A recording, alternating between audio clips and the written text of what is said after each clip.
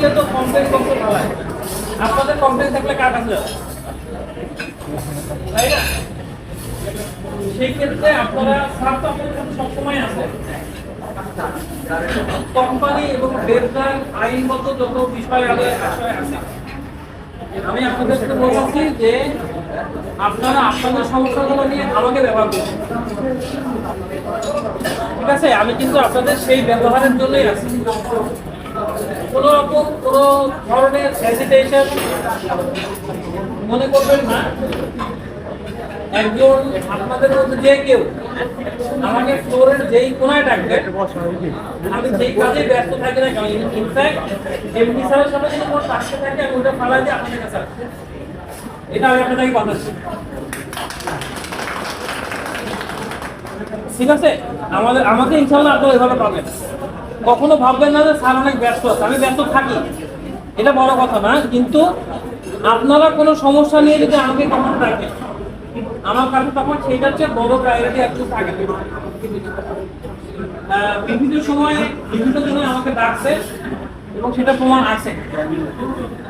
আপনাদের সাথে খোলামেলা এই আলোচনা করার আপনার সময় হয় নাই, আমার সুযোগটা হয়নি। আপনি সুযোগ পাইছি বলে যে কেউ হ্যাঁ, কোনো সংকোচ করবেন না। যদি মনে হয় যে এখানে আমাকে ব্যবহার করা দরকার, জাস্ট আমাকে বলবেন, আমি সাথে সাথে পৌঁছে যাবো। যদি আমি আইনগত কোনো ঝুঁকি আপনারা আপনাদের কাঁধে নেবেন, ঠিক আছে? আইনগত কোনো ঝুঁকি আপনারা আপনাদের কাঁধে নেবেন। আপনারা আপনাদের নিম্নে যারা আছে তাদের সাথে একেবারেই ভাই বোনের মতো সম্পর্ক হবে, সেটা পারবেন না, সেটা আমাদেরকে ধরেন। আপনারা ভালো থাকবেন, ঠিক আছে? এই টেকনিকটা অ্যাপ্লাই করুন।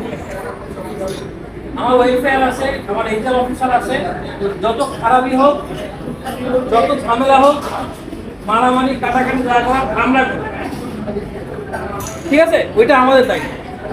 আপনাদের দায়িত্ব হচ্ছে শুধুমাত্র ভালো সম্পর্ক নেই, যেটা ভালো সম্পর্ক হবে না আমাদের কাছে।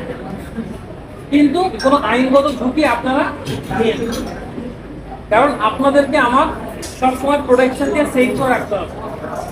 আপনারা সেফ থাকবেন মানে আমার প্রোডাকশন সেফ থাকবে, ঠিক আছে? কারণ চিঠি পত্র এগুলা নিয়ে কোনো টেনশন করার কিছু নেই।